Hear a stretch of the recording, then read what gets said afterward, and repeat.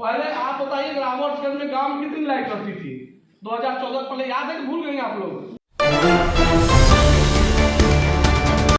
इसमें कई गांव के लोग आए हुए हैं। फिर सरकार की जितनी भी योजनाएं, सरकारी योजनाओं के तहत आज ये कार्यशाला यहाँ हो रही है।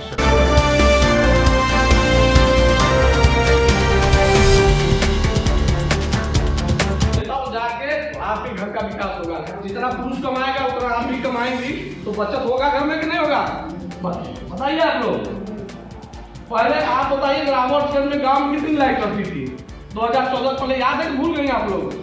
यही सिलेंडर के लिए मार होता था बड़ौनी चौराहा पे, हाईवे मैदान में पुलिस लगाना पड़ता था, याद है कि भूल गए आप लोग वो चीजें 2014? लेकिन आज की स्थिति क्या है? आज सब चीज सुलभ है, लेकिन जनता का चाहिए जितना सुविधा मिलेगा वो अपना फार्म नहीं भरेंगे, सोचेंगे कि मोदी जी योगी जी हमें घर पहुँचा के। यदि कोई चीज मिला तो उसके लिए फार्म भरना पड़ेगा ना, कि मोदी जी योगी जी क्या भाजपा कोई नेता नहीं पहुँचाएगा? बताइए, आपको भी 2 कदम आगे चलना पड़ेगा। आज SIR गाँव का फार्म भरा जा रहा है कि सत्यापन हो रहा है गाँव में जो लोग थे वो हैं कि नहीं है, जो मर गए तो उनका नाम कटना चाहिए। तो ये क्या गलत हो रहा है क्या? बताइए आप। सत्यापन होना चाहिए ना। बाहर से जो लोग आगे आके बस गए हैं तो उनको तो दिक्कत है ना, जो यहाँ के पुश्तैनी है बाप दादा से, उनको सत्यापन होना कोई दिक्कत है? बताइए आप। कोई दिक्कत नहीं। तो सत्यापन वाला काम भी आप करिए। SIR का फार्म जो भर रहा है वोटर ID वाला, वो सब लोग SIR का फार्म अपने बूथ पे जाके भरिए। 11 तक इसका लास्ट डेट है। सभी लोग अपने जो नई बहुएं आई हैं, जो बेटे हैं, जो लड़के हैं, बच्चे हैं, पति का फार्म भर रहा है, BLO आके घर घर जा रहे हैं। उस फार्म को भर के पहले, ये सबसे महत्वपूर्ण काम आज आप लोग जाके सब लोग ध्यान दीजिएगा कि निर्वाचन का SIR कार्यक्रम चल रहा है, इसको आप लोग जाके पहले करिए। उसके बाद मेरी शुभकामना है। और जिसकी समस्या अभी देखिए, प्रधानमंत्री आवास के लिए अभी सर्वे हो रहा था, अभी 1 महीना पहले हुआ है। जिनका सर्वे में नाम है उनको सबको मकान पक्का मिलेगा। और हमारे प्रधानमंत्री जी कहा है कि 2047 तक किसी भी गरीब का मकान कच्चा नहीं रहेगा और किसी के घर में शौचालय ऐसा नहीं रहेगा कि शौचालय सबके घर में शौचालय हो जाएगा 2047 तक।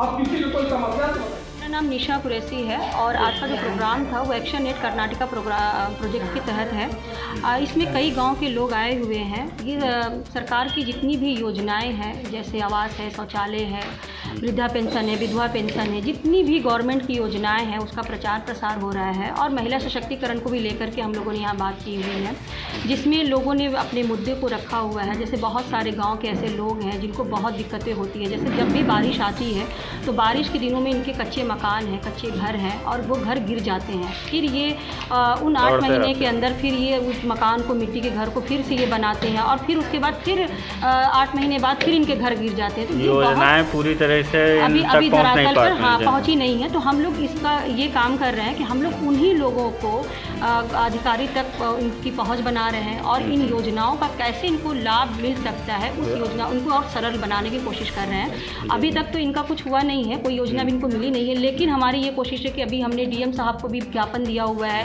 तहसीलदार साहब को भी ज्ञापन दिया हुआ है। अभी इस सभा में हमारे ब्लॉक प्रमुख भी आए हुए थे, उन्होंने भी इनसे वादा किया हुआ है कि इन सभी को आवास, शौचालय और रोड, पानी, जितनी भी इनकी समस्याएं हैं ये सब इनको ये पूरे जिले पूरे सोनभद्र से मिलके आए हुए हैं। सभी लोग आए हुए हैं और चारों विधानसभा के लोग हैं। नहीं, चारों विधानसभा के नहीं, अभी तो ये सिर्फ रॉबर्ट्सगंज ब्लॉक के थे। अच्छा, और सबसे बड़ी समस्या ये भी है कि इनके कई स्कूलों के तो ऐसे हैं कि वो जहाँ पर रोड नहीं है और इनके घरों के पास नाली नहीं है, तो वो सारी दिक्कतें हैं। तो हम लोगों ने इन सब चीज़ों पर, सारी समस्याओं पर चर्चा किया हुआ है और समस्या का कैसे समाधान निकाल सकते हैं इसको लेकर के भी हम लोगों ने चर्चा किया। तो अभी आप रावतगंज विधानसभा देख रहे हैं, उसके बाद से जनपद सोनभद्र में 3 विधानसभा और बिल्कुल आगे भी हम लोगों की विजिट होती रहेगी और ऐसे मुद्दों को हम लोग निकाल करके सरकार तक पहुंचाएंगे और ज़्यादा से ज़्यादा लोगों को इसका लाभ पहुंचाएंगे, ताकि लोग, हर इंसान का ये अधिकार होता है कि उसके पास एक अच्छा घर हो, खाने को खाना हो, पहनने को कपड़ा हो, ये उनका मौलिक अधिकार भी है। तो हमारी ये कोशिश होगी कि इन सभी को, इन सभी के अधिकार को मिले। सरकारी योजनाओं के तहत आज ये कार्यशाला यहाँ हो रही है सदर विकासखंड में। तो मैं लोकपाल मनरेगा सोनभद्र, मुझे भी सूचना मिला कि मैं आम आदमी से मिलूं और अपने बारे में बताऊं।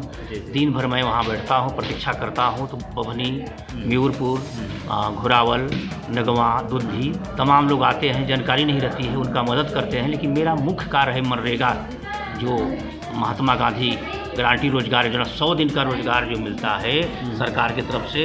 इन लोगों का कहना है कि पैसा समय से नहीं मिलता, मजदूरी कम मिलती है, लेकिन मजदूरी भले कम मिले लेकिन काम मिलता है तो पैसा हाजिरी नहीं लग पाती है। तो मैं चैलेंज दिया कि मैं लोकपाल बैठता हूँ आप लोगों की मदद करने के लिए, आप लिखित में काम मांगेंगे, अगर काम नहीं मिलता है तो आपको बेरोजगारी भत्ता मिलेगा, बशर्ते आपके पास पावती रसीद होनी चाहिए। और अभी 19 तारीख को एक आदेश आया है कि जो पीएम आवास योजना है उसमें प्रधान गांव पंचायत कहीं दिक्कत हो रही है, आम आदमी जो गरीब है उसको देना नहीं चाह रही है।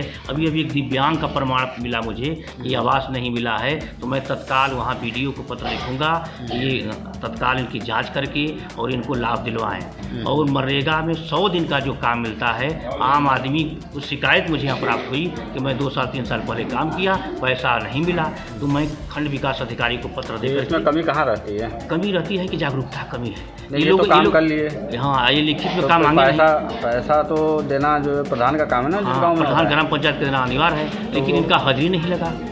और इनकी आज नियत ये है प्रधान का काम है। हाँ, एक तो ये है कि मैंने लिखित में मांगना है कि मुझे 14 दिन काम, 28 दिन का काम, जो इनके पास क्षमता हो। जैसे धान की कटनी हो गई है, हमें 28 दिन का काम मिले, तो उस आधार पर एक पत्र मांगेगी और एक पावती पत्र मांग रहे हैं, नहीं मिल रहा है तो हमसे अवगत कराएं, खंड विकास अधिकारी को अवगत कराएं। इसीलिए मनरेगा लोकपाल बैठा है कि ताकि लोगों का न्याय मतलब मिले। ये जो अनियमितता बढ़ती जा रही है, ये प्रधान की तरफ से ज़्यादा जो है कि, और जो सिस्टम है उसके तरफ से ज़्यादा अनियमितता जो है कि देखने को मिलती है। जी करोड़ों मजदूरी हमने दिलवाया आपकी चीज़। हाँ, तो इनका तो मुख्य काम है जो कि काम करना, लेकिन उसके बाद से प्रताड़ित होते हैं, तो इसमें कहीं ना कहीं सिस्टम फेलियर है। हाँ, तो सिस्टम को सुधारने के लिए मुझे बैठाया गया, मैं यहाँ से नहीं तो हूँ। अब तक आप कितना जो है कि इसमें अभी करोड़ों में जा रहे हैं गरीबों का पैसा दिलवाने के लिए, और जो पात्र व्यक्ति है उनको पात्र के हिसाब से उनको तत्काल मुझे अच्छा लेने का अधिकार है और जुर्माना लगाने का भी पावर है। इस तरह का सिविल न्यायालय की तरह ये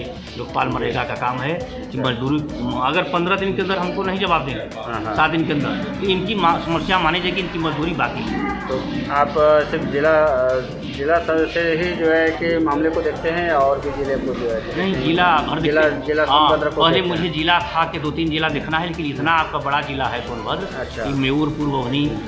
तो सोनभद्र के रिगार्डिंग जो भी आपके पास जो है कि इस तरह की शिकायत आती है, तो वहाँ आप सिस्टम से जो है कि बात करके उनसे जो है कि अच्छा मांगते हैं, देखते हैं जी।